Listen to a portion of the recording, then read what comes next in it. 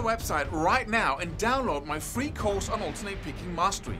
It contains 5 essential exercises that will take you to alternate picking mastery faster than you can imagine. And then I've included my method of how to lay out a practice plan in just 1 to 2 minutes that will absolutely boost your results like nothing you ever tried before. So go download it right now. It's free.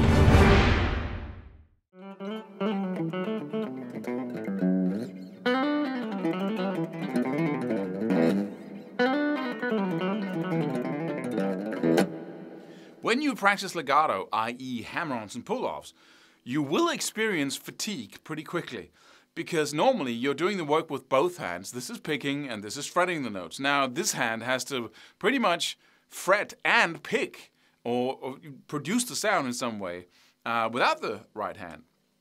And what happens is the muscles turn tired pretty quickly. And there's a reason for that, because these muscles are not meant to do that kind of work. They're not built to do that. This muscle is, or this, but when it comes to the fingers, this is really precision work tools.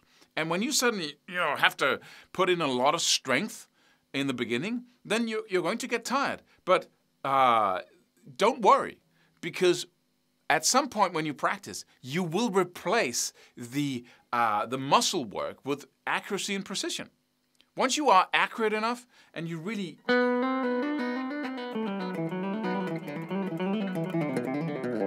then it becomes effortless because you're hitting the notes, you're hitting the string just behind the fret wire, where you use the least amount of force to make it happen, to make the note happen. And you're using just enough force for the hammer-ons and pull-offs to come out and not more.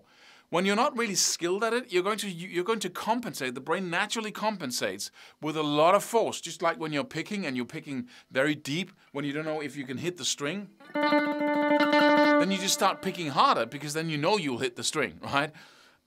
So as you grow better, you'll use less and less force until the very moment where it really doesn't feel hard at all. But as you're practicing, this is how to go about it. Find the marathon sweet spot of legato. And what do I mean by that? Well, if you're running a marathon, right, that's 40 kilometers. That's an amazing distance. You can't just start sprinting right away because you'll just die, right? 10% into the whole distance. What do?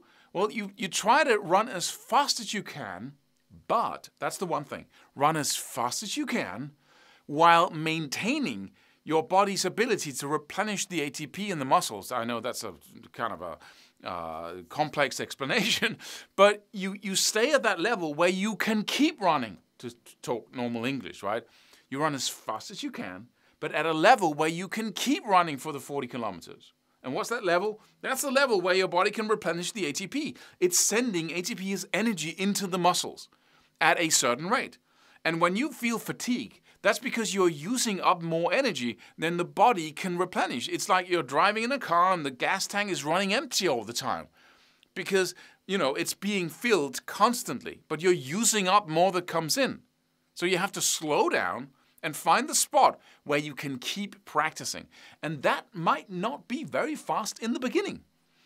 And that's the challenge, because your brain says, go, we want to learn it. We want to learn to play this fast, so play it fast. So you, fatigue, fatigue, frustration, fatigue, even more fatigue, faster fatigue, because you keep running out of energy and you keep not having it replenished, so it's just a vicious circle, basically. If you can stay at the sweet spot, if you can stay at and see where can I actually, let's say you have a gun to your head and you have to play this all day, like 8 hours, right? And you have to keep playing it. And you can't go like this. You have to keep playing it. What is that tempo? What is it? Right?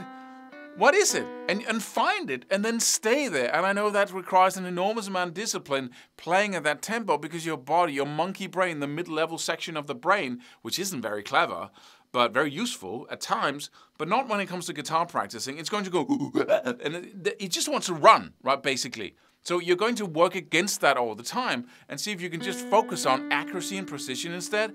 Instead of focusing on speed, you redirect your focus to see, how fast can I build that accuracy and precision that's going to, annihilate the need to use all these muscle powers, right? So if you can focus on the technique, hitting the string in the right way, hitting the string with your fingertips instead of the side, doing a real pull-off, doing a real effective hammer-on just behind the fret wire, all these things as you do it, then you redirect your focus to something you can actually control. And that is going, and you stay at that sweet spot, that marathon sweet spot, where you don't get too tired to practice all the time.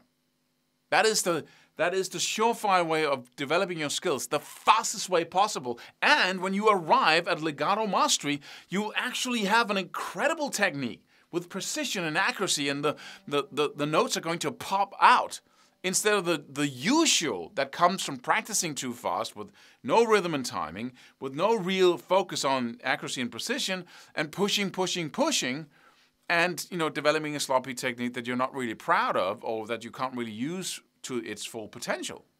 So this is the way.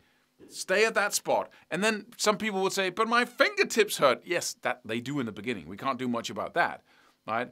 You can buy these little plastic caps I've seen that you can pull. I saw an ad on YouTube with a color on each, and then you can read tabs with, or charts and know where to put your fingers. But I guess they would protect your fingers, or put glue on them. So to kind of, come up with weird ideas to try to protect them. But in the end, you'll have to develop the hard skin on your fingertips. And that just takes a little bit of time in the beginning. So you have to go back and forth in between practicing and not practicing, healing your fingertips, doing something else with your fingers instead of practicing legato. But once you're over that point, you can start really getting a ton of value from staying in that sweet spot where you don't get tired in your hand and focus on accuracy and precision instead. Oh, just had one of my lamps go out there. So see you in the next video. Oh, and I should say, we got a new program out, all focused on super legato, or playing with only one hand and legato style playing. It's a vintage program made some time ago with some new additions to it and some really cool power licks added to it. So you should go check that out. Click the link below the video. See you in the next video. Subscribe for more free videos. Do it. Do it now. Do it.